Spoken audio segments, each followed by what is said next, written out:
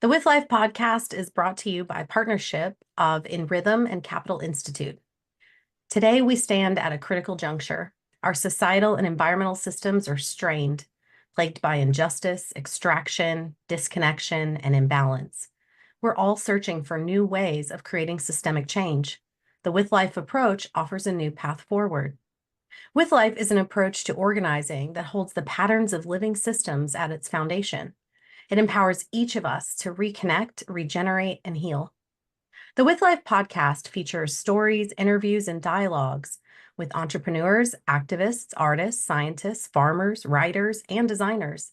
Together, we reimagine how we organize in a way that catalyzes healthy, resilient change in all systems so that businesses, communities, farms, schools, governments, and entire economies align with life, work with life, and are ultimately thriving with life. Welcome, Trey and Tonya. I'm so glad to have you here today. Thank you, Natalie. Trey, one of the things that strikes me in witnessing your approach to leadership is your unique genius of holding back, listening, and giving space to others to share their thoughts and ideas. Of course, we really do want to hear from you today. And also, in that spirit, I'm going to start with Tonya. So, Tonya, can you tell us a little bit about your background? How did you end up working as an organizational design consultant at nRhythm? What path led you here? Yeah, it's been a windy, weird path to get here. I mean, I've been interested in alternative ways of like living and being from a really young age. My dad was a government teacher and my mom is an entrepreneur. She always had a business of some kind growing up. So like those were my exposures from a really young age. And when I sort of started to become an adult, I got really interested in politics. And so I went to school for political science after dabbling in about three other majors, of course. And I worked in a restaurant all through college. And so when I graduated, the economy was pretty bad. I stayed in the restaurant industry. I was a pastry chef and I managed a restaurant and I worked with local farms to source ingredients. So I got really involved in urban farming in Battle Creek, Michigan. There was a community organizer there, Jeremy Andrews, who was a really early influence of mine and mentor, I would say. And I worked a lot with him, building urban gardens, working with kids, and sourcing food for our restaurant from them. I also got involved in local government, working on zoning regulations and making it more accessible for people to feed themselves in their own homes, essentially. That led me to pursuing a law degree to learn more about how things work, essentially. Like, what does it mean to have laws and regulations, and who are they serving and who are they not serving? So I went to law school, went to Michigan State University School of Law, and I graduated from there in 2017. I postponed taking the bar to work with a nonprofit that was doing entrepreneur training in prisons. And so I was working alongside activists and CEOs of like Google that were coming into prison and doing these trainings of these folks who just sort of get forgotten and left behind. And it was a really great experience because the difference between me and them was one or two choices and one or two life circumstances. And so that was a really great experience. I decided that I wanted to take the bar exam and become a transactional attorney and work with businesses. So I had worked with a firm in law school that did the impacting investing work and worked on the investor side of things. I ended up spending my law career working on the company side of things. So working with companies that had some sort of social mission element. I did that at Jason Weiner PC for about 3 years. And that was when I met Trey. nRhythm came in and facilitated one of our retreats. Another one of our current team members, Fran, and I worked together at Jason Weiner PC, both have backgrounds in law. And I decided during the pandemic that I was going to start my own law firm. I wanted to work with clients that I wasn't getting to work with. I wanted to work with queer people and people of color and really support them in their entrepreneurial journeys. I was frustrated a lot as an attorney because there are so many barriers to small business owners. And there's so much information that people who don't come from either a family with entrepreneurs or with any kind of support at all in their families, there's just so many things they don't know. And there's not a lot of accessible ways for them to learn. And so I found that I was often serving a much broader role than attorney for my clients.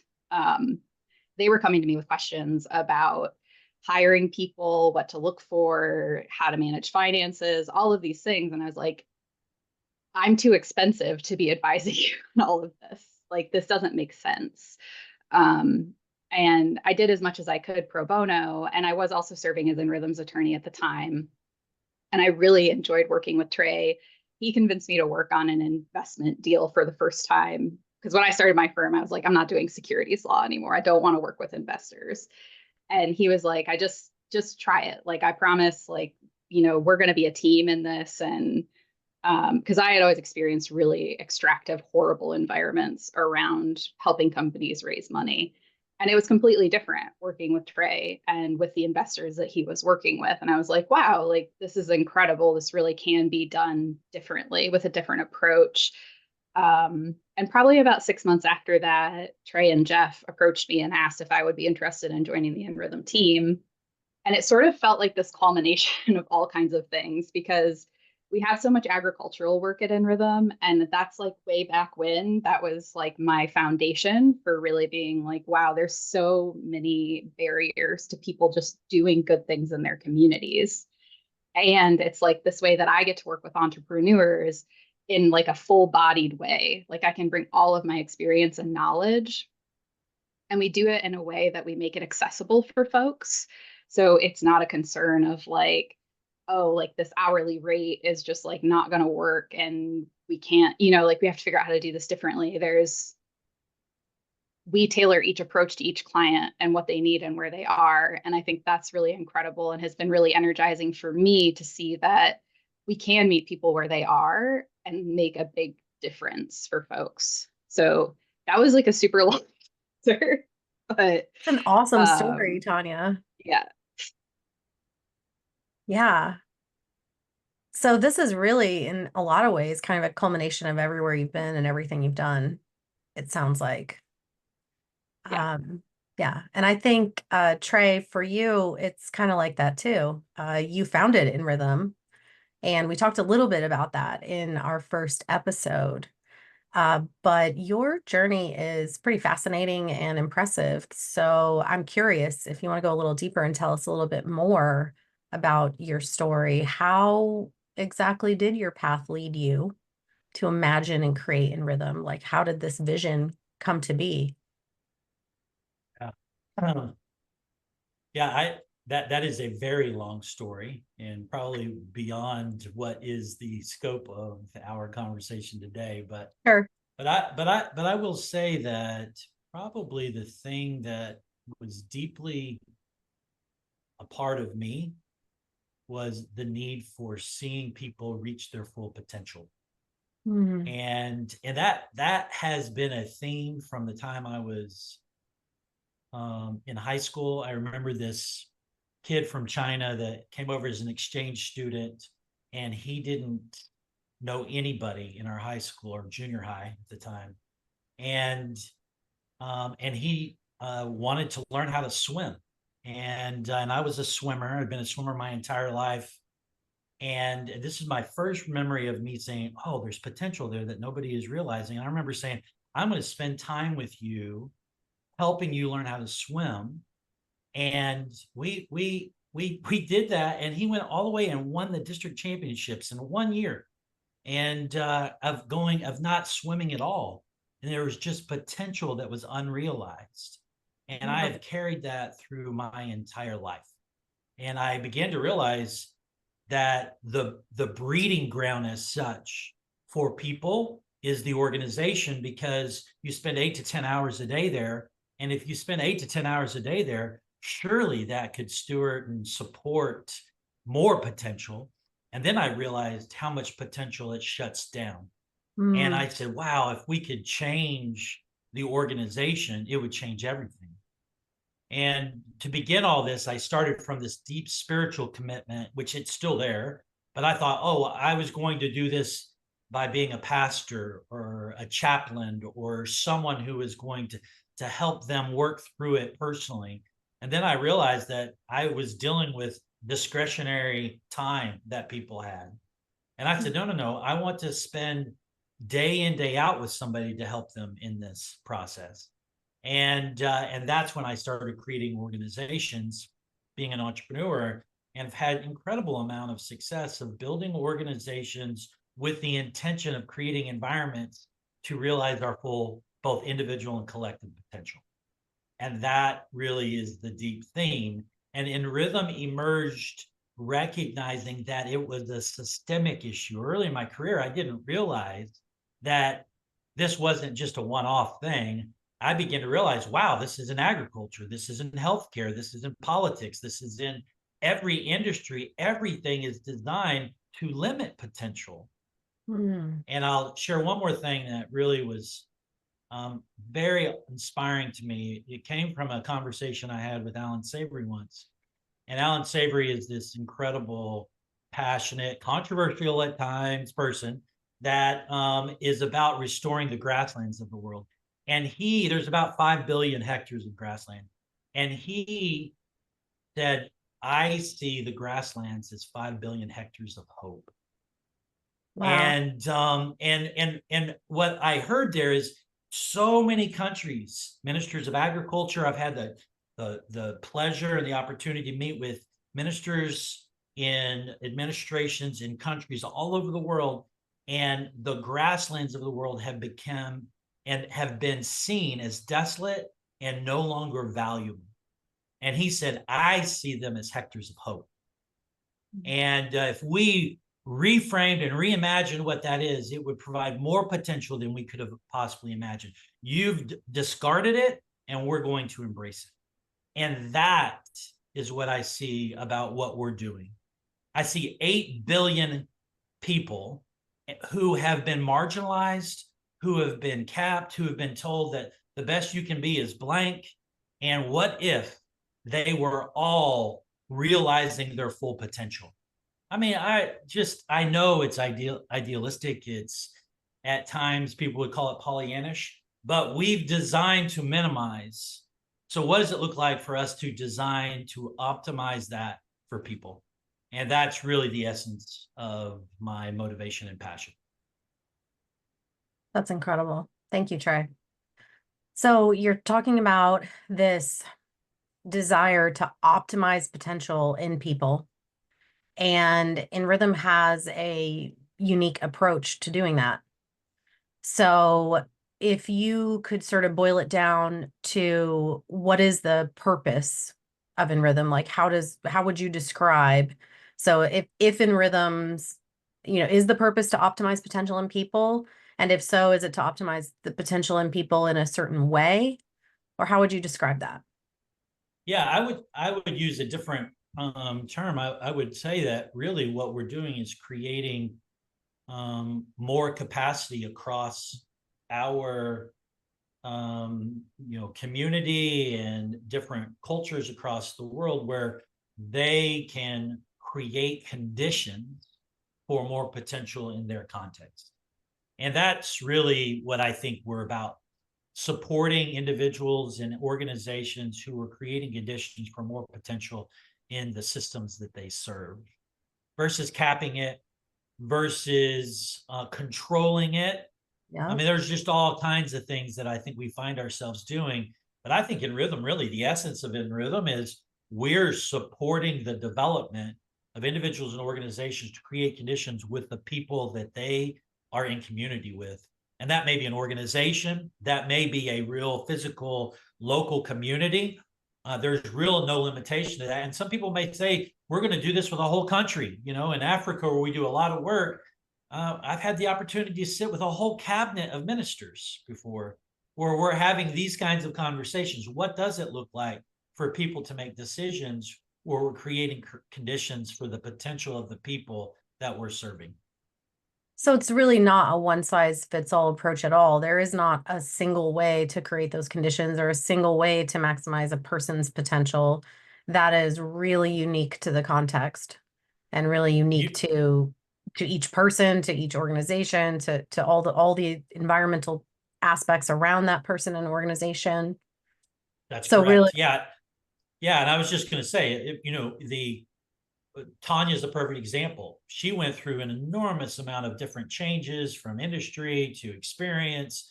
But you get into law school and they tell you you're going to have to look a certain way, smell a certain way, act a certain way. yep. And you come out and you're kind of like, man, if that's the way it's going to be, I don't want to be a lawyer. And I remember some of the first conversations I had with Tonya. I said, well, what if we could reimagine all that? What if it didn't have to be the way you were told it was in law school, or even what it was at your last firm? What if we could bring the whole person to this? And that's really, I mean, I think we get to be curious and creative Yeah. versus it's prescriptive and it's a foregone conclusion what it's going to look like. And I throw that all out. I say, no, that is not a part of my foundational beliefs. I believe we can make it the way we want to make it. I love it. And Tonya, do you feel like that interaction and sort of the moment when you transition to starting to work within and with nRhythm, do you feel like it changed the way you're experiencing your own potential? Yeah, I mean, it's funny because when I first came into nRhythm, I was kind of like, to me, it was like an escape from all of the struggle that I had been having in the legal industry. And I was like, I don't want to work with clients. Essentially, I was like, put me in a closet somewhere and give me a bunch of tasks, and I will be happy to do that. And what has emerged is that all I do pretty much is work with clients, and I do some work with our programs, but mostly in the capacity of being a mentor or something similar to what I do with our clients. And I think there was something really healing about saying that and having everyone on the team be like, yeah, no, that's fine. You don't have to work with clients, which my whole value professionally up to that point for the last 5 or 6 years had been the hours that I could bill for Right. the company by working with clients. And to be told, like, we actually don't care about that, it gave me the space I needed to figure out, like, was it not working with was it working with clients that was extractive for me, or was it the way that I had been taught to do it? And Mhm. it was the way I had been taught to do it. I mean, I even remember on before I was part of the nRhythm team, the deal that I did with nRhythm with Trey, opposing counsel was being like opposing counsel is like ridiculous, unreasonable. And prior, I had always had to sort of like play the game. And Trey was like, no, no, no. You could just tell our client this is what's going on, and you can show up how you need to show up so that this deal gets done in alignment with all of our goals and values instead of the deal gets done at all costs. Yeah. Um, and that was a really different and transformative experience for me around that kind of work. So that was really the beginning. And I still was like, I don't want to work with clients, even though I had had that experience, but so much has changed. And I think the way that you're trained as a lawyer is to always be afraid that your own knowledge and experience is not enough. Mm. Um, and I was very fearful to do the wrong thing, say the wrong thing, put the wrong idea in a client's mind. And now, like, I'm responsible for this. And I've been able to let go of a lot of that, of like, I can show up in the context and make recommendations and work together with the client instead of being the buck stops with me. I'm the scapegoat. I said it, so it's my responsibility. It's really been, and I harp on this with my clients all the time. It has changed my relationship from one to I am always accountable to I am responsible, but responsible in a group, in a team. Um, and that has really changed the way that I work and the way that work feels for me. Sure. It's a completely different dynamic that you're describing. Yeah. So just to clarify for listeners who may not have a lot of knowledge about nRhythm and what all the offerings are, Tonya, you're talking about working with clients and you mentioned programs. Can one of you tell us a little bit more about just what are the offerings? Like, how does nRhythm build this capacity for people to create conditions? What are some of the offerings that you have to this end? Yeah, so Yep. I can start on the client side of things. So we have operational partnerships where we pretty much become part of the organization. We take on all their operations, and then we also do coaching and development with the client and the whole team. We're not just in operational partnerships, we're not just working with a small group of people. We are working with the entire team. And those vary from, we have some meat processing plants in Texas that we do that with, and an architecture firm in Washington, and some university relationships in Michigan. And so it varies widely who we're doing those things with. But that's one facet, I guess, of our demonstration work. And then we also do projects, which are more time limited.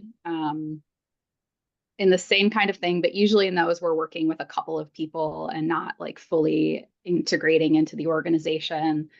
Um, our hope with those is that they lead to something of a more wholesale integration with the organization. But often, people will bring us in to help with, an RFP that they're doing in their community, and they want to do it different and make it less extractive. So we'll do that kind of work. And then on the program side, what I'm involved in is the cultivator, which I think we're going to talk about today, but I Wow. serve as a mentor the to some of the teams, some of the companies that are going through that program. And we also, and that's in our capacity building. That one's like a blend capacity building demonstration. And then we also do design labs and leadership programs, which I'm not currently as involved in. I think Trey could probably speak a little bit more to those. Sure. Yeah, thank you, Tonya. Great question, Natalie. I think I'm going to zoom back out a little bit and just give a broader little bit of context for it. I I imagine the programs and the work we do in kind of a few different lenses, and I'll Okay. just use that term. One is we want to provide as much resource to people who feel like, you know what, I'm trying to figure this out and I want to do it myself. So the typical DIY approach, how can we put content out there where people can run with it and play with it and put it to work, and it helps to build their capacity, make better decisions in putting this kind of approach to work. And then the second one is we kind of come alongside you. So it's kind of do it with you versus do it yourself. And there are all kinds of ways we do it with you. And some of these programs will help people design different, lead different, monitor what's going on differently, to imagine the environments they're in as living systems. And we need to design, manage, and monitor very differently in that environment than we would if it was all designed like a machine, which the majority of our organizations are designed like today. Yeah. And then the last little lens we looked through is the one that Tonya started with was, and we can do it for you. There are some things where we come in and actually take full responsibility of certain projects and or organizations. And we're not just helping you build capacity, we're bringing our own capacity to those organizations and all of these resources. So it's been phenomenal because then these teams that we come and partner with have access to all of these programs, all of these resources as a part of their own development. So the organization gets the best of all worlds in that they don't have to recreate those things. We bring those things into their context so that we can create even more potential, which was within the purpose that they have set out to create. Thank you. That definitely provides clarity. So I'm thinking about all of these tools and approaches and the way that you are describing uh, how to build capacity, how to maximize the potential of the people in your organization. It's not a one size fits all approach. We covered that, but there is kind of a methodology or a framework or a set of principles. Can you describe a little bit about how you see that? So what is this with life approach? What is the approach that nRhythm takes that you can either learn about and do yourself, or that nRhythm can support you with, or that nRhythm can do within your organization? What does that look like? Yes, yeah, that's a great question. I would say we have decided collectively, and it was from its inception on through this part, that we needed a different metaphor and a different model for how we were going to work together. And we've talked about how we were going to organize together, and organize in the sense of organizing systems, organizing organizations, countries, industries, and that different way of organizing. We were like, so what is it that we could really lean into to give us insight? And then we recognize all of this is because we're living, and we actually live and are a part of a living system that we call planet Earth, and which is a part of a system that's bigger than planet Earth. But what we recognize is there's a lot of insight into that system that could give us insight in how we organize and manage. And so what we talk about is this living systems approach. And we have now, summarized that to the with life approach. We want to bring an insight into how we organize around organizations and systems that allow us to take the beautiful 3.8 billion years of history that we have here and inform how we want to manage. And that's what we really are doing. So we see there's some patterns within all of life, living systems, that can help us redesign what we currently do, versus we are so designed based on an industrialized machine model that it's like we've forgotten our roots, that we are actually living beings with really emergent things that happen that you couldn't have predicted. We're so addicted to prediction that we can't even for a moment just imagine the realities around us in ways that we can be surprised, and put that surprise, that emergence, to work in a real meaningful way. So we see these patterns. We develop principles that really cross context to help people then design with principles in mind, which gives an enormous amount of creativity and flexibility, and isn't silver bullet solutions or prescriptions. There's only one way to do it. It is deeply open to the context that it's in. And then that framework of us being able to see all that and to see through lenses, like in a living system, you don't measure efficiency and productivity in a vacuum. You start with measuring the health of that system. And if you start measuring the health of that system, we believe the healthier it gets, the productivity takes care of itself. And every living system that we have the opportunity to see into, that's the case.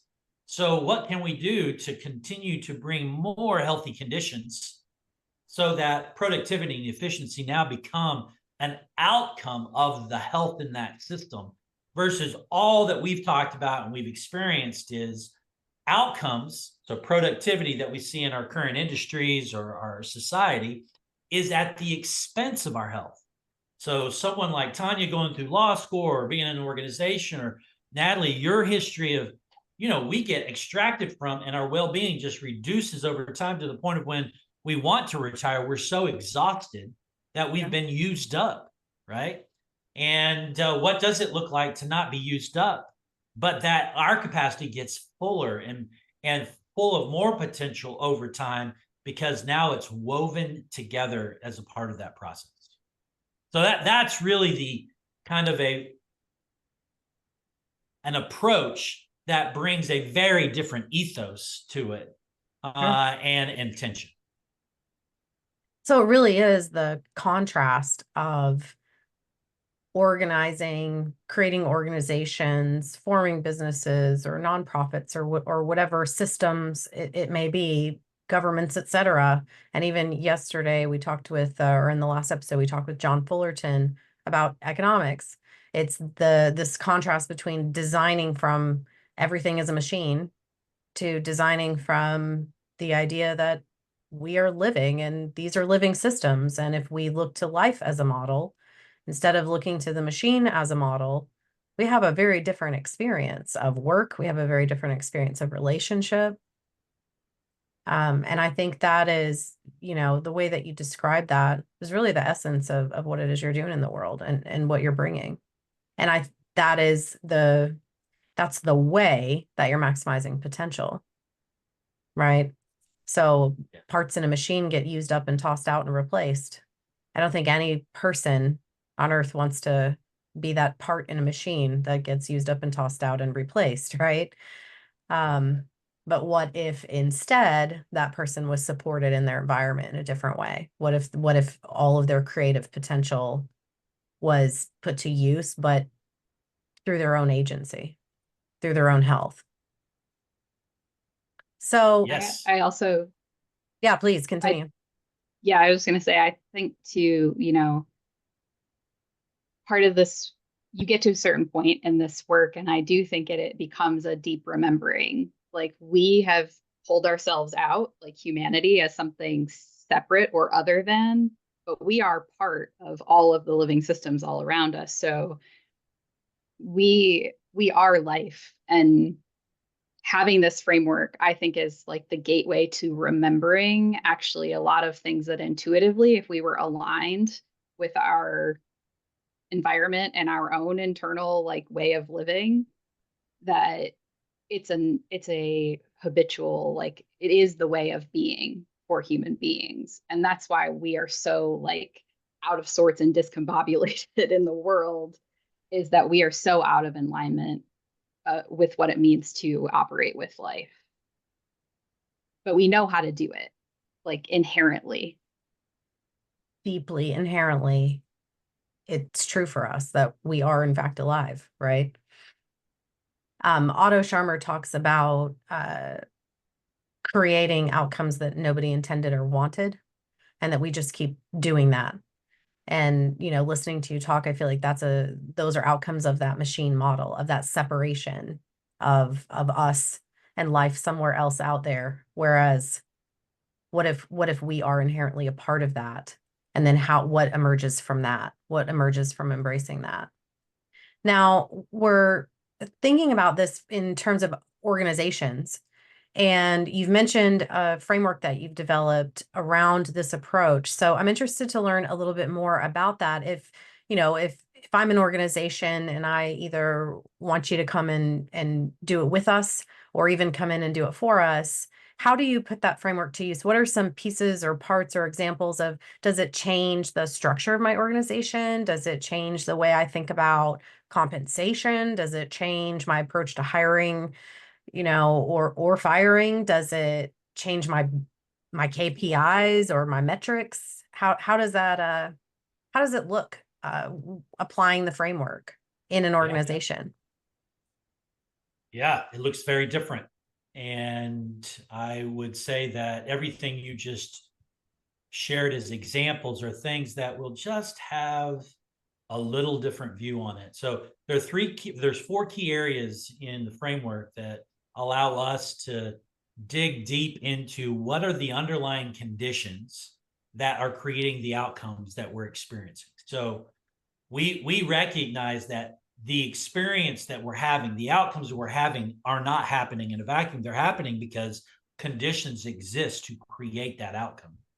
So I use the example often that when I spent a lot of time in Africa managing for a abundant regenerative landscape, it's interesting if we begin to see things emerge and we ask why they are emerging versus we want or don't want them, it allows us to address the root causes of what's going on. And that's really what this framework is about, is supporting us to lean into what are those root causes that are giving us and that are creating conditions that are resulting in outcomes, some of which we like and some of which we don't like.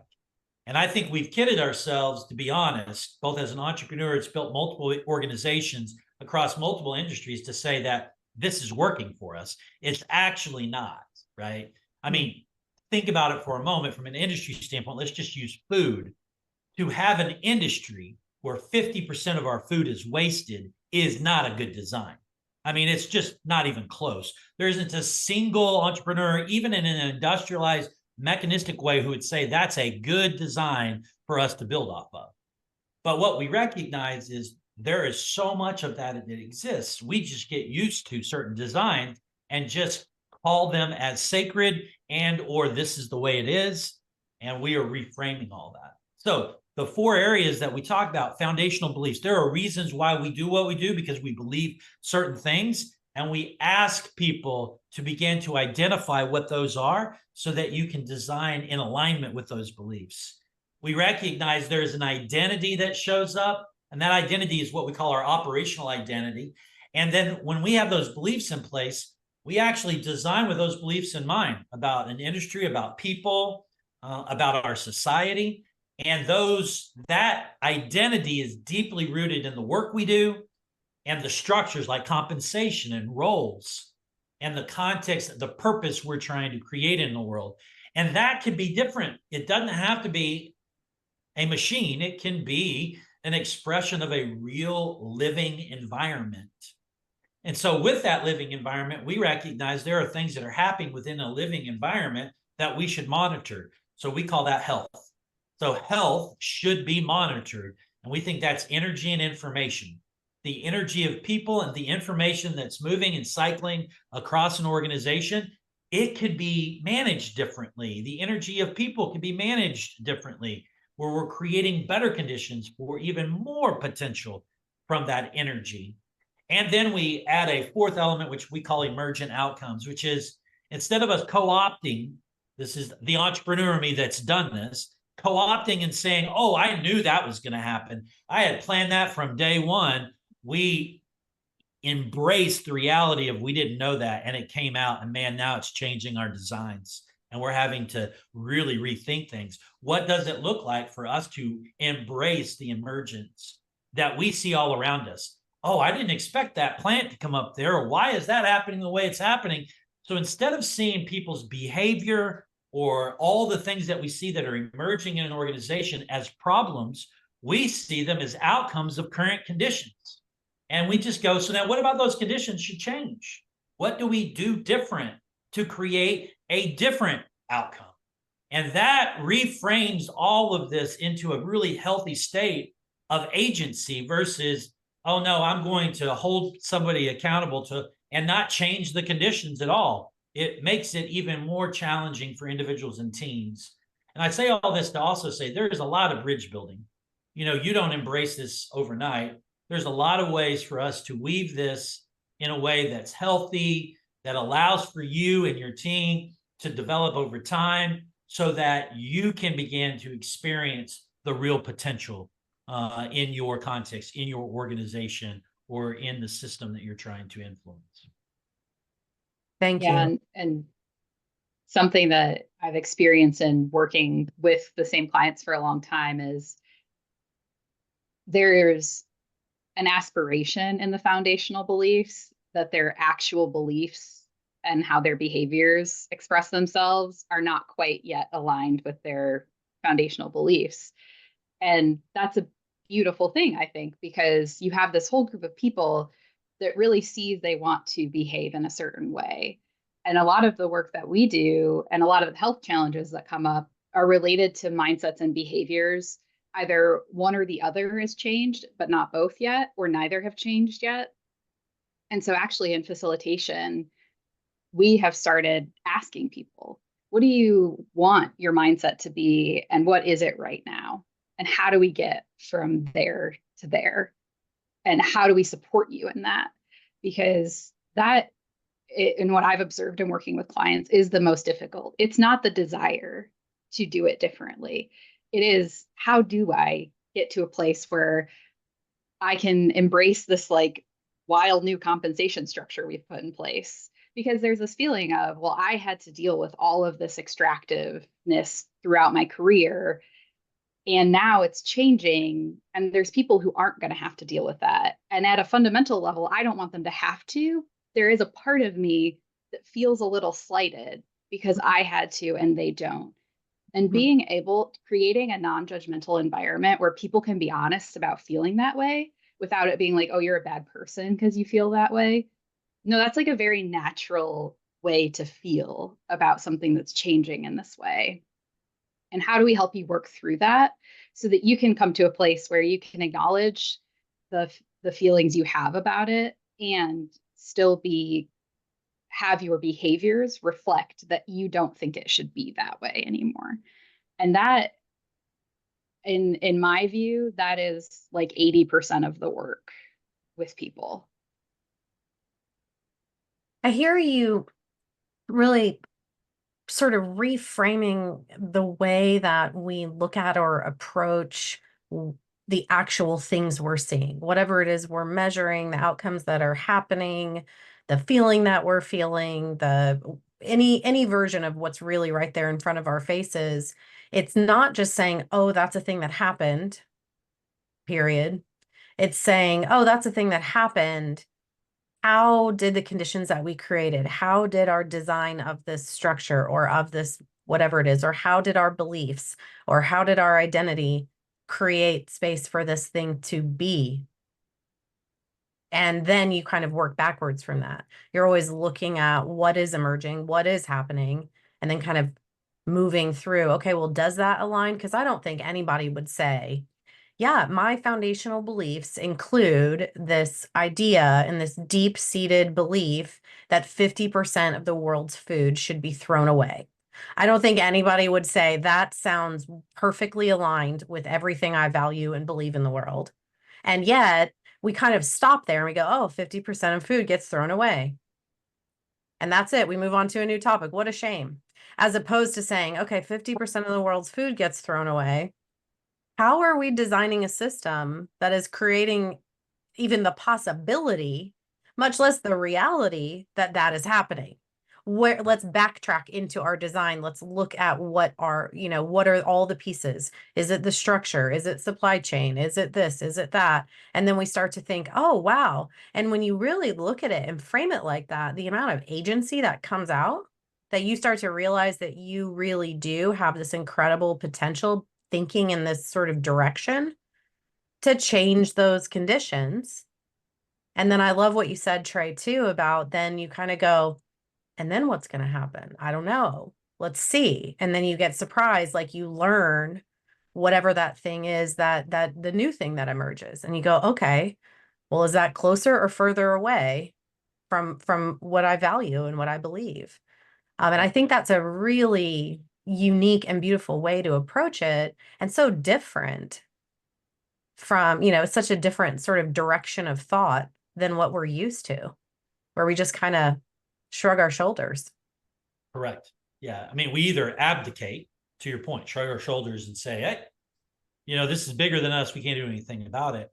Right. Or we go into control mode and say, no, no, no, no, no. I need to ensure you don't do it that way.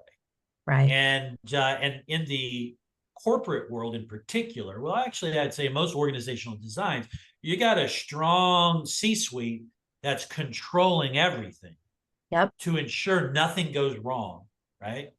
Versus at best, that's a temporary potential design, right? Because ultimately the control is there. And when the control's not there, people don't know how to behave, right? It's like there isn't development and potential across the entire organization. It's limited in where it shows up. And so if you've got a design where it's, something that you're having to be in control mode all the time, it actually is not going to create conditions that will be what you want, that creates this long-term viable organization or industry or society.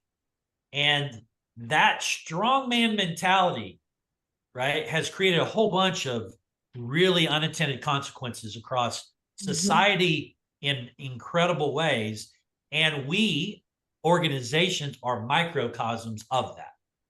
And we just got to call it out and recognize that we've got to offer a different alternative in that process to allow for development that the current system doesn't allow for.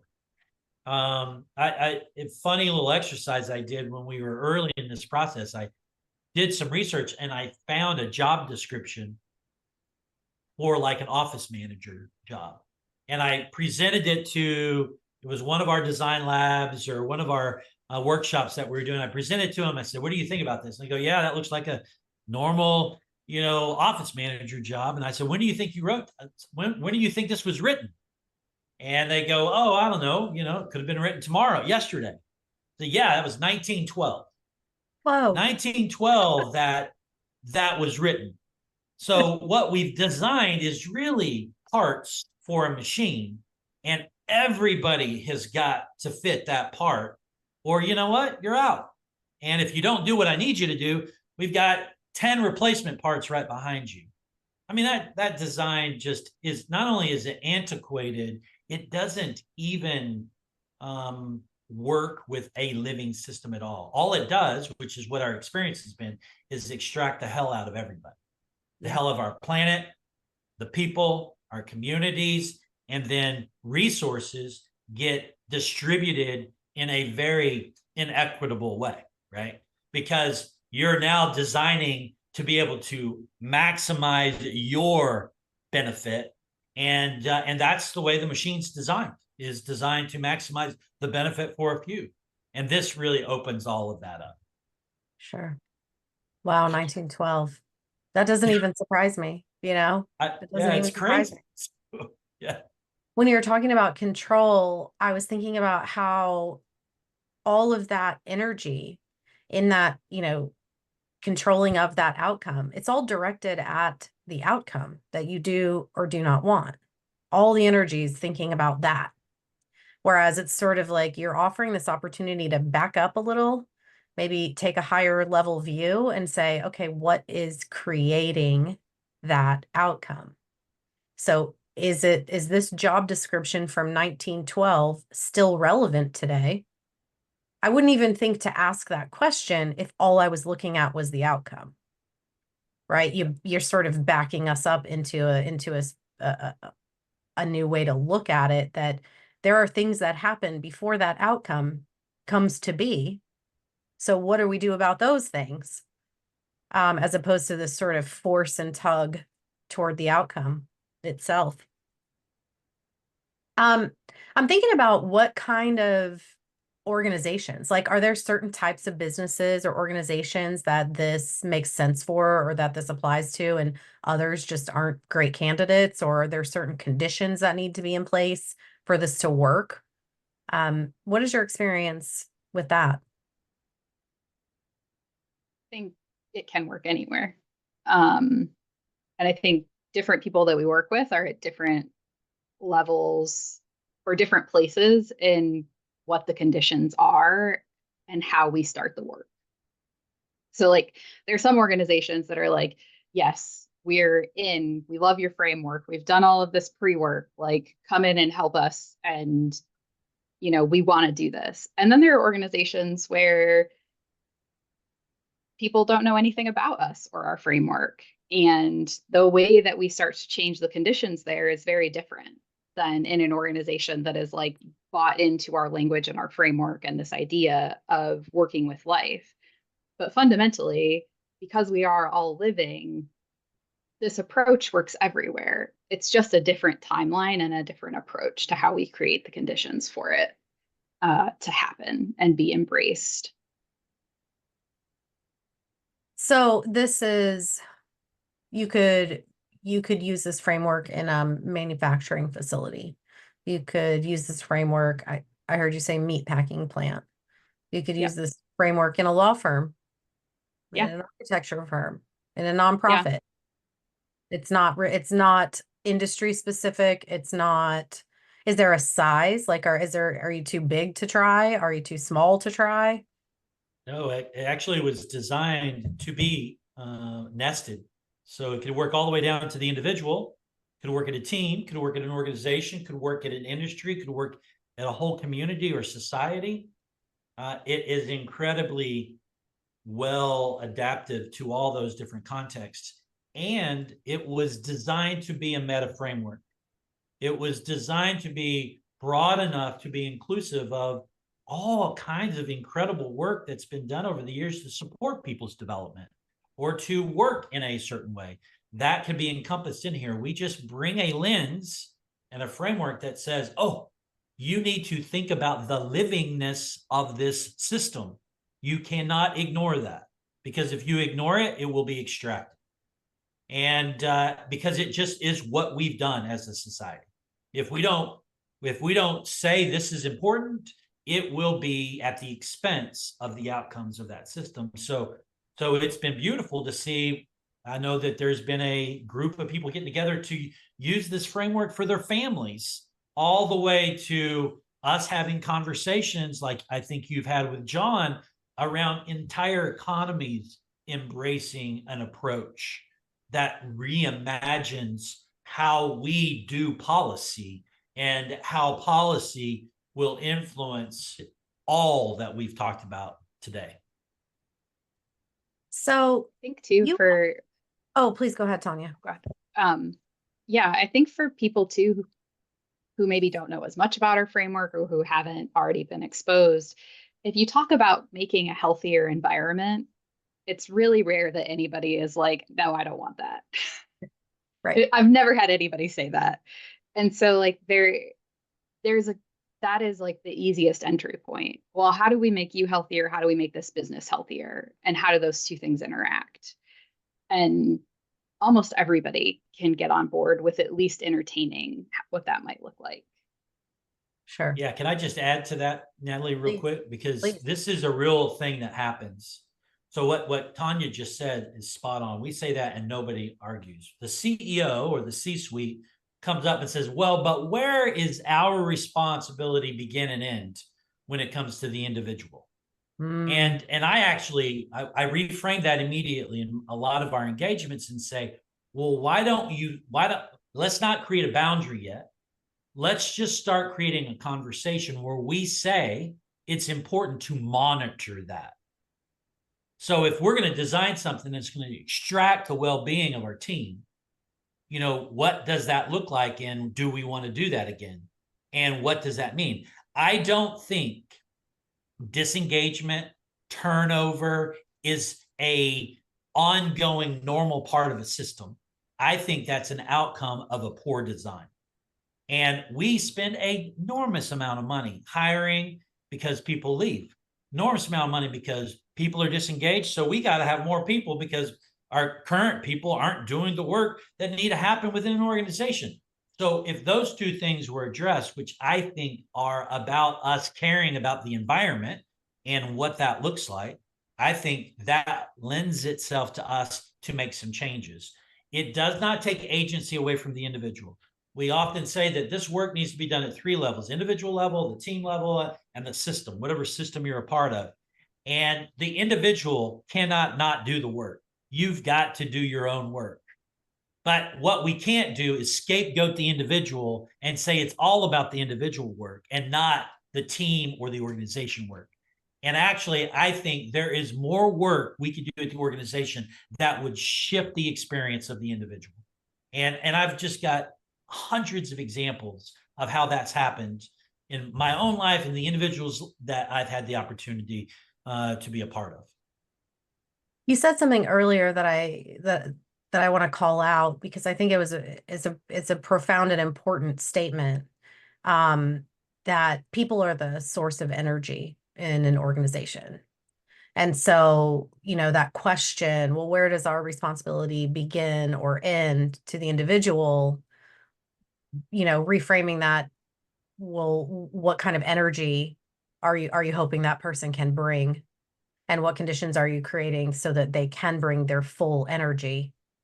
Just knowing how much waste there is when people are deeply disengaged, when people are not about it, right? So thinking about it like that, if we're just measuring the health and measuring how is information and energy flowing, if people are the source of the energy, then why wouldn't you want healthy people? Like, Right. And then you have more energy. Now you get more done. That's amazing. I think well, that's a shift. and that approach to people also makes managing things like this approach doesn't eliminate people wanting to leave, people needing to leave, like all of those things that happen in a system still.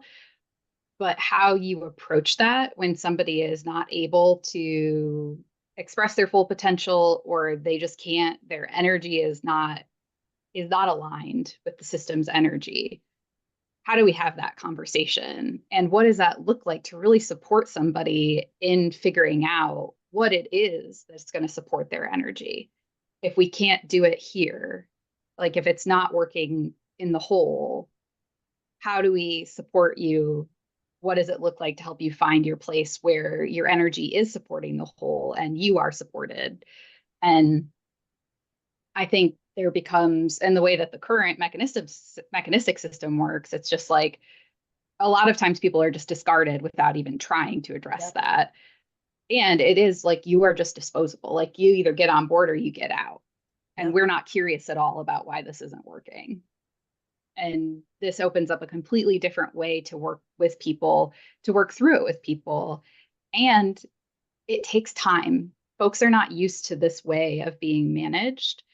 And sometimes it takes an individual a little while to be able to come around, to believe that you're telling the truth. And this isn't just like some sort of manipulation to like extract more from them. And for them to shift their mindsets and beliefs about what it is to be an employee somewhere. Because I think there's a lot of messaging out there that is acknowledging the extractiveness of work, and the response is, we'll just do the bare minimum. They don't care about you, so don't care about them. So when you introduce this idea that we do care about you, there's a period of time where people are feeling it out. Like, is this real? Like, I'm getting all of these messages about my employer never cares about me. So why should I believe you? And I think we have to create space and know that that's something that we're going to have to manage more in some organizations than others, but that is the way people are used to being treated. And it takes time to work through some of that. And the individual has to be committed to it as well. Right. Tonya, this kind of brings me to another question that I had uh, today, which is about how this works within nRhythm. nRhythm is an organization. And I've talked to you about that exactly what you were describing, right? Like, is this really as good as it seems to be? Is it really safe for me to bring my whole self to this place? And it takes time to sort of reorient when, especially when you're coming out of a really extractive space or a really extractive organization. So how does it look internally? Are there certain aspects or certain approaches that come from this framework that are just really natural and easy to implement? Are there, challenges internally with bringing this approach, not just out into the world, but also within the organization that Trey, you founded and that you're part of? Yeah, I mean, we're just people too. I think sometimes we are not perceived that way in certain environments. And I think we just, one thing about our team is like there is a huge willingness to just try something and be okay if it doesn't work. Um, and I think that is an incredible attribute to the folks here.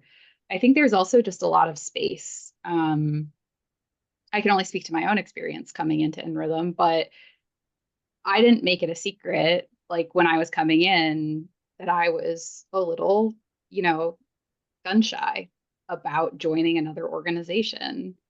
Like I had been told all kinds of good things in previous entrances into work. And I was like, yeah, well, so is this like real, or is this just like the website looks nice and everything else is a mess? And, um, but I think that I was embraced where I was on my journey of trying to figure that out. Nobody was like overly trying to convince me, no, no, no, it's not that. It was more of like, it was truly like well, we'll just show you what it's like here. Mm. And so we don't need to like convince you, because you're just going to get into this environment and see what it's like. And for me, it was an incredibly healing environment where I could be honest about things I was worried about. I could have like complete meltdowns because I was processing so much stuff from years and years and years of pushing against systems and people. And a lot of times, shrinking myself and not being honest about how I felt or what I believed. And now I was in this environment where I didn't have to do that. And so it was probably about a year before I really felt okay, like this is real. And for other people, it might take longer. For other people, it might take less time. I think that's one of the things, is like honoring each person's journey. And sometimes the result is that this has been great, but actually now I can see this other thing where I want to go explore my potential. And I think that's a beautiful outcome too. And being able to embrace that as a beautiful outcome is I think hard for people still. But I do think it can be and will be. And there's tension on our team at times. Like, it's not a panacea. But I think that's another thing that folks believe there's something that is going to be just like balance, the same all the time. We're going to reach this place where everything is pretty good all of the time and there's never any real tension. And one of the things that is hardest for people to embrace about this is how to have a confrontation in a way that's aligned with your principles and beliefs, or how to work through a tension. Because we're so used to either it being like this explosive thing, or like, I just am going to ignore it forever and we will never have a conversation about it. And you have to be able to enter into those challenging conversations. And I think it's something we do pretty well on our team. And actually, in the 2 years I've been here, I've seen it just get better and better. Well, and living systems don't really have a perfect static state that never changes. That's not how life works, right? Life is always shifting. It's always either growing or shrinking or moving or interacting with its environment. So it wouldn't follow that this approach creates, a steady state utopia, but rather it creates a space where you can have that conversation as a whole person. I saw a great quote, so I can't take credit for this, and I don't remember where I saw it, but it said, life isn't about balance, it's about harmony. And that really has stuck with me for years. When I first read it, I didn't get it. I just liked it. I was like, oh, that's a nice idea. But I feel like more and more all the time, I can feel what that means. Yeah. Yeah. And I was just going to say that, and that means it goes through cycles. One of the things we often talk about that is misunderstood is this isn't a linear, we get it right and it never changes, or that we don't go through cycles where it feels pretty rough and things are being reimagined in all kinds of ways. Things are actually dying, both programs or our beliefs about things or our structures that just no longer provide the benefit that we thought it would. And we've become so addicted to a design that just is done once and then boom, we put it to work. And because we love efficiency. Well, we've already thought that, we don't have to think about that again. Well, that's not a living system. That we say that energy and information we've been talking about are in flows and cycles, which means it's in transformation. And that means we are in transformation, which means we're going through our own development. And then we're doing it with a group of people who are going through their own development as a collective. And you can imagine why and how difficult it gets as we get to a societal level, and why you can see people defaulting to the machine design because it's just easy. And that is still hard. So this work isn't easy work. This work is hard work. And we all have to work it. And but it is fulfilling in ways that it doesn't even, there is no universe it's the same on the machine design. And that to me is, and we're in so early infancy of that in terms of us as a society, and now being a global community of what does it look like for us to consider all this when we design and interact with one another. I think it brings an enormous amount of new insight that we get to put to work, and we haven't, at least from the industrialized standpoint over the last couple 100 years, we've been really good at putting one design to work. Mm-hmm. And we're just offering an alternative to that design. Is there a particular aspect of an organization that you start with? Like, is there a step one? Is there one thing to try first? Or does it depend? Yeah, I think I hate to just, be a little more cliche, but I do think it depends. We often say you can enter into the framework from any area. So if you care about, hey, something healthy is not, it's not healthy right now, and we want to address that, let's have that conversation. Oh, things are emerging that you didn't expect and you don't know what to do with that. Let's talk about it from there. Mm-hmm. Or, hey, the efficiency of my organization, how we do roles and responsibilities is just a real pain in the ass. Oh, let's start there. Or, man, we're so misaligned. We all believe different things and we can't get all on the same page. Okay, well, let's start there. And what we do is any of those entry points allow for us to get in and then open up the conversation to see the interrelatedness to all those four areas. That we're no way we're going to address kind of alignment on beliefs without recognizing its interrelatedness to those other three areas. Right. And so we use that as a way to allow for any of those to be an entry point. One thing I can say, though, no matter where you enter, this is a deeply developmental approach.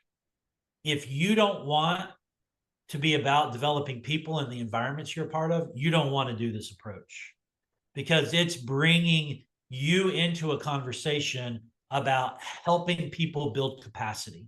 If you want everybody to be already developed so that you can do something and then exit, you just embrace the industrialized model. It's there. You can do that. Don't come over here because this is not that kind of approach.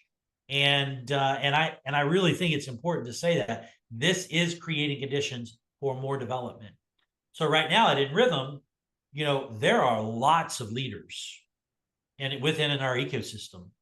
Trey Cates is not the leader. He is one of the team members that can bring insight into it. And that was all intentional.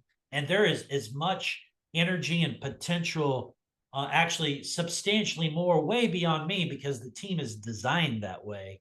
But that took a lot of work to be able to be and create and maintain those kinds of conditions. And I just feel like it's important to not say, as Tonya said, it's a panacea and this is just an easier way to get better outcomes. No, it's not easier, but it brings far more meaning, and I believe will bring even greater potential when we design with all of this in mind. Yeah, and I actually think one of the more, I guess, interesting and what somebody new to what we do, unexpected entry points is financial crisis is coming in when a company is in real financial crisis and using the with life approach to manage them through it and to the other side. Because I think there's this idea, people assume a lot of things, right? When they see a group of people who are like, here's an alternative. And one of them is that like, you're just ignoring money and the financial side of things. Like it doesn't matter. We are in the system we are in, and you cannot ignore the financial side of things. It is part of the health of a company. And one place that we get brought in at times is to manage through a financial crisis, but do it in a different way.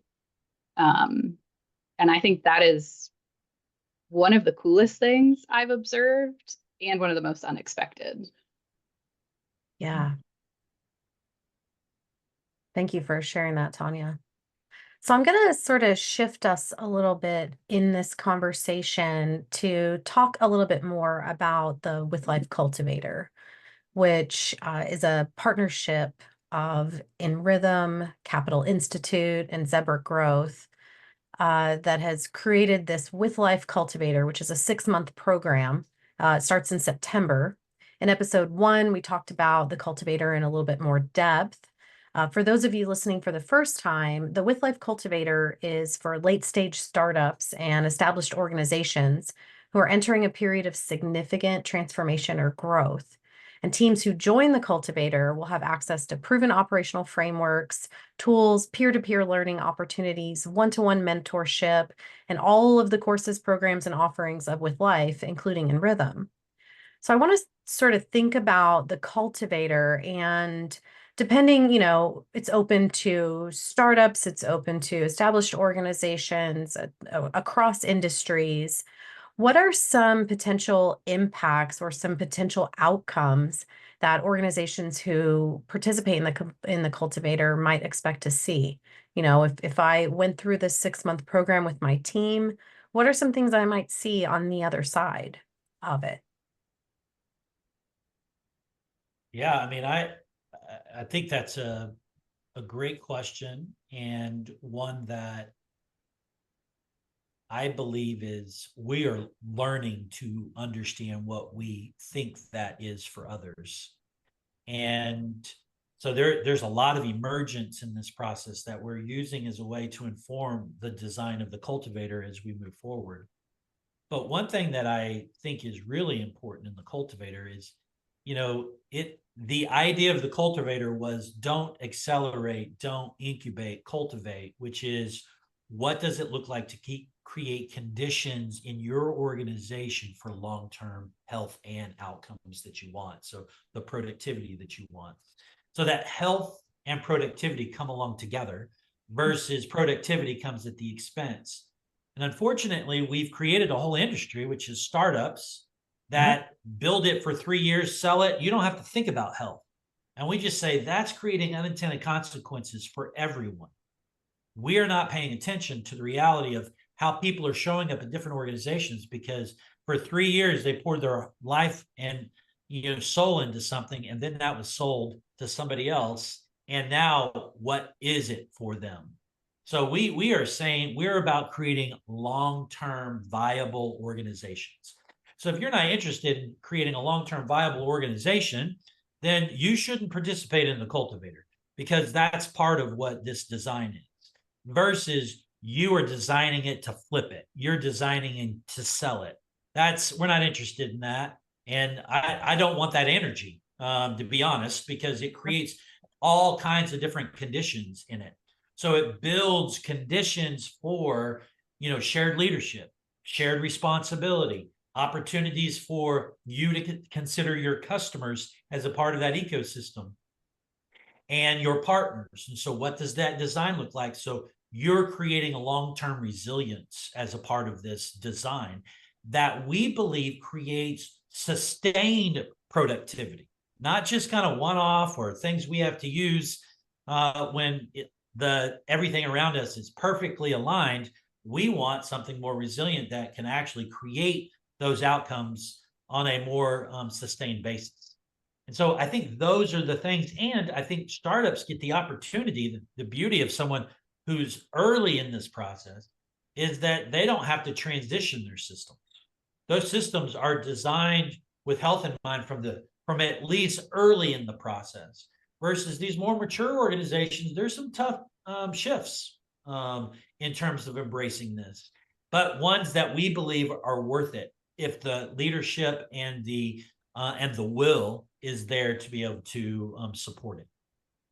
Tonya, you spoke a little bit to this, that you're one of the mentors in the cultivator. So in your experience, are most of the organizations that you're working with sort of starting from scratch and designing to be in this way, or are they transitioning, and kind of how does that impact the conversations that you're having or the support that you're providing, kind of where they are in their journey?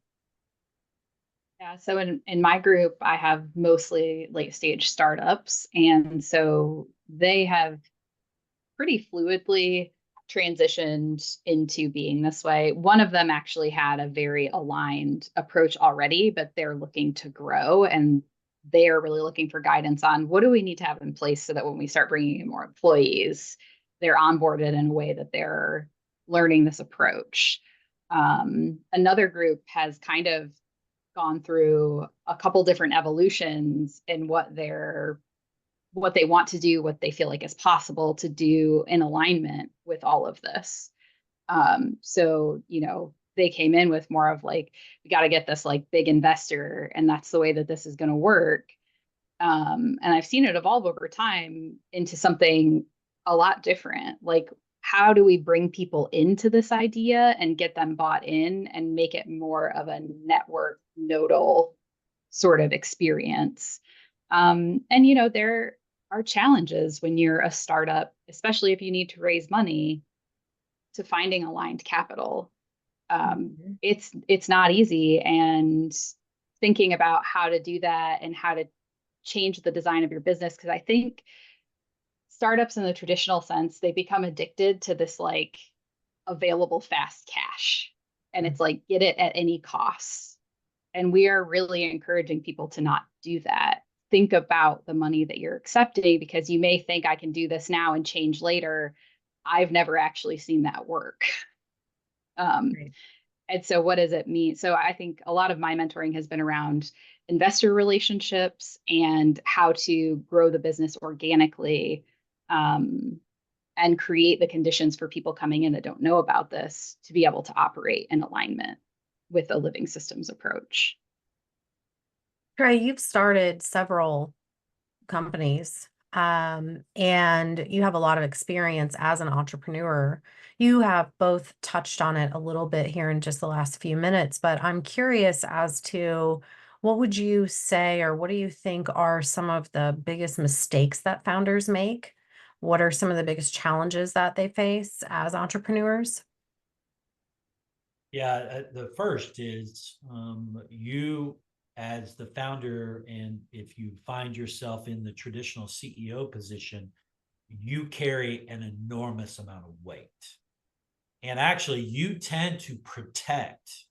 I really want to, there is a way in terms of what you're doing with investors or how you're building things. You tend to protect the environments that you're in, because it is incredibly difficult to manage investor relationships in a way that isn't going to result in the tail wagging the dog. Mhm. And so for me, I found myself incredibly stressed, burdened, carrying weight that nobody else is carrying, because they don't even know it exists, because you're not bringing it up in normal day-to-day conversations. And so it really puts an enormous amount of unhealthy pressure on the founder CEO or a couple of people in the C-suite in the traditional design. And I don't think it has to be that way. We say that we're looking for capital or investors or partners, better said, that want to have a relationship that goes beyond the transaction of money transferring from one to the other. What does it look like to find a relationship in this, not a transaction? And that is a big deal. And I'll tell you the other one, which there could be some debate on this. We had a conversation with some investors just recently as a part of our current pilot incubator. And one of the investors says, I was told the same thing, that just if you're offered the money, take the money, you'll figure it out later. There is some real challenges to that. I have been on the backside. I've raised over $40 million of capital in my career, and both in for-profit, not-for-profit, blended capital, all kinds of stuff. And I can tell you, if there isn't alignment before, there's not going to be alignment all of a sudden at the end when there are problems or challenges you've got to work through. Right. And so we talk about having those deep relationships and conversations early in the process, which means you're creating conditions to attract people into what you're doing, not try to convince people to come into what you're doing. And I feel like that means there's a little more patience in this process in building those kinds of conditions.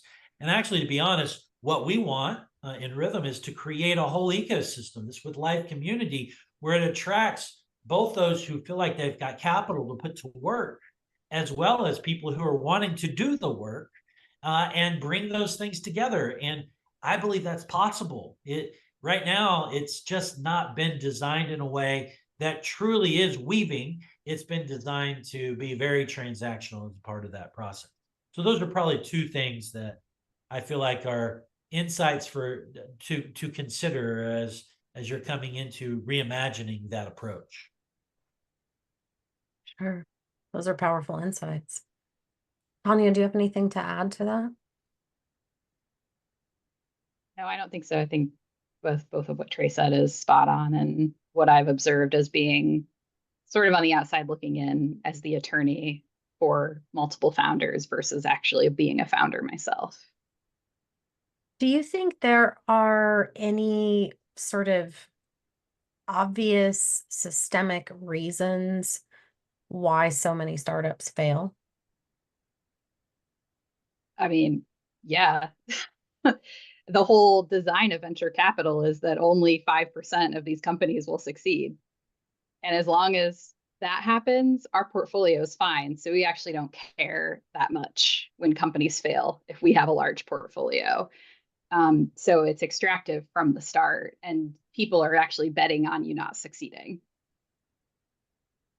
Yeah, and my response to this, so yes to 100% to that. And I feel like we've created a society that that's the proving ground. Actually, a lot of the ideas that get thought of usually get picked up by a bigger organization that has already figured out all of that.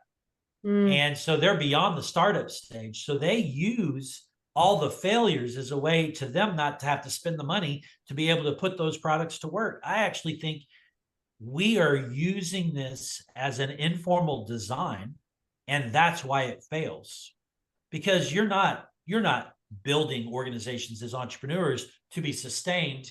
You're building it to sell it now. So Yeah. if you're building it to sell it, there's no way you're going to survive. You just will not, because you're not asking all the right questions to weather things. You're building a product, you're building a certain thing that would be somebody else's interest so that they don't have to do it, and you sell it as fast as you can. And some pull it off and some don't, which is why I believe the failure rate is so substantial. You go back 100 years, we didn't have this failure rate because there were family businesses rooted in communities that weren't starting and failing in 3 years. We've created those conditions because of our industries and the way we're looking to be able to grow. And unfortunately, all that fodder is being put to work, but it creates an enormous amount of, unhealthy conditions for the entrepreneurs who go through it all. sure.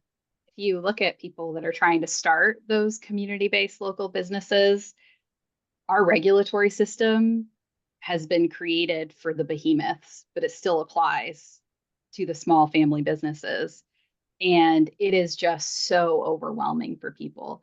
It is so impossible to raise capital from your community if you're a small business owner.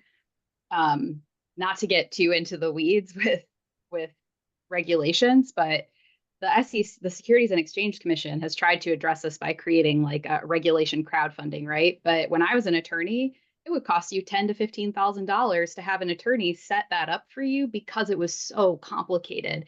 And if you do it wrong, the stakes are so high. And so you get these small businesses that need to raise $250,000, and it is impossible for them to do that in a way that it complies with our current regulatory system unless they know very wealthy people. And so you get all of these small businesses that want to do great things in their communities. If they need to raise money, it's almost impossible. And even if they don't, the burden of having to comply with our regulatory system at this point, because it's state, it's federal, it's county, it's like it is so overwhelming and so expensive to get help to do that, that people either are doing something they didn't know they weren't supposed to, and then their business is just over. They don't have the support they need in the financial side, and they don't have any experience with it, and they make mistakes that are detrimental. And so it's just we've created the system designed for these behemoths and these multi-million, multi-billion dollar startups. And so when someone truly tries to do something in their community, it doesn't succeed unless they're connected to money or they have failed like 15 times and just not given up. And it's really disheartening to watch that and to be part of that and not, I can't change the regulatory system. I can only tell you what it is. And I see like the their eyes start to die inside when they realize how difficult it's going to be to do this thing that they're really just trying to do something good in their community and support themselves. Does it follow then, Tanya, that a a big part of what nRhythm does and what lots of other community focused organizations do is to provide that knowledge and to provide that support, to work with community organizations to connect, like you said earlier, connect some of the nodes so that they're sort of not out there in the cold trying to do it all by themselves. It seems like it's an environment that is not conducive to going it alone, if you will. Yeah, I mean, I think there's lots of community organizations that are trying to do that, but I think that they still run up against the problem. The system is designed for something different than what people are trying to do in their communities. And you have to be willing at some point to, like, you have to make strategic decisions about what you're going to worry about and what you're just going to not worry about. And you have to have uh,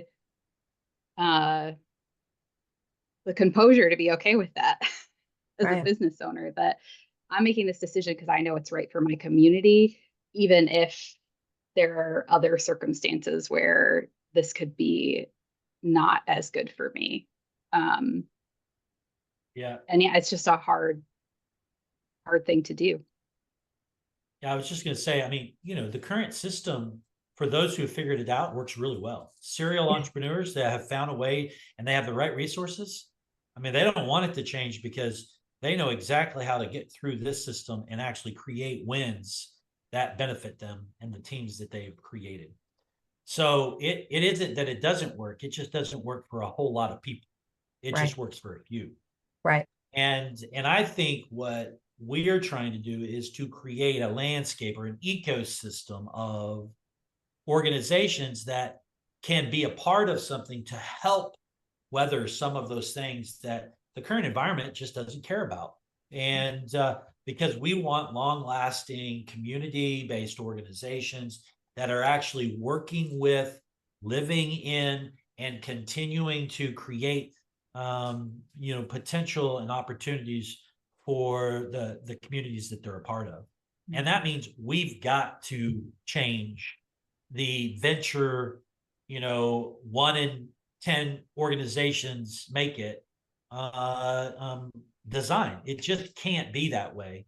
Right. And so what do we do to encourage a different design? Because we want people to be creative and not gun shy on why all of this should be something they should participate in creating.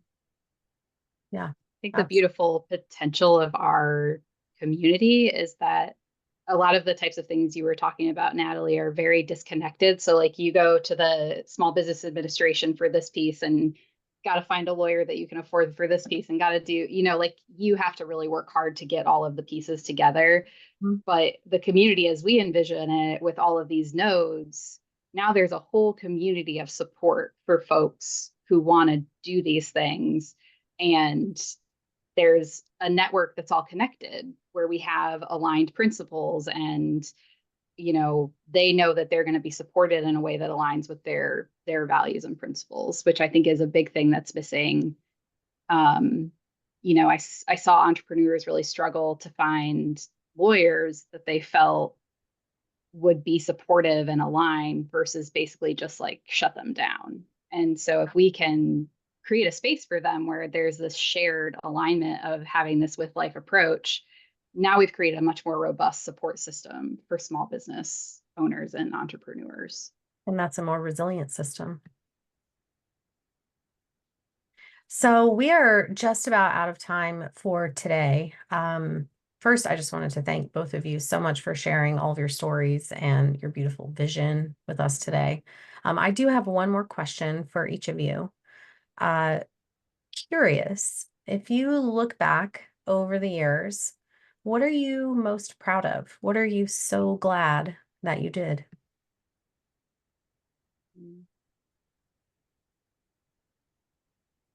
Yeah,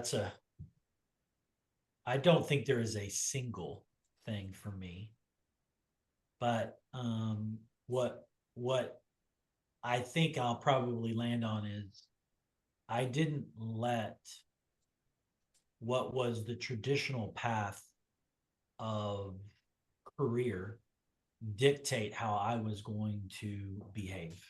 Mhm. I've changed 3 or 4 industries, and it's the change through all of that that's given me a perspective that it was systemic. It wasn't just me, or it wasn't just that moment, and it's given me an enormous amount of passion for why we get to participate in a systems change with a reimagining that design. And I just feel like, um, had that not happened, I wouldn't be here.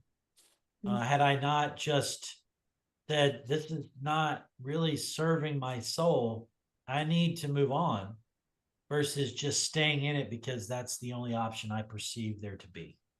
And I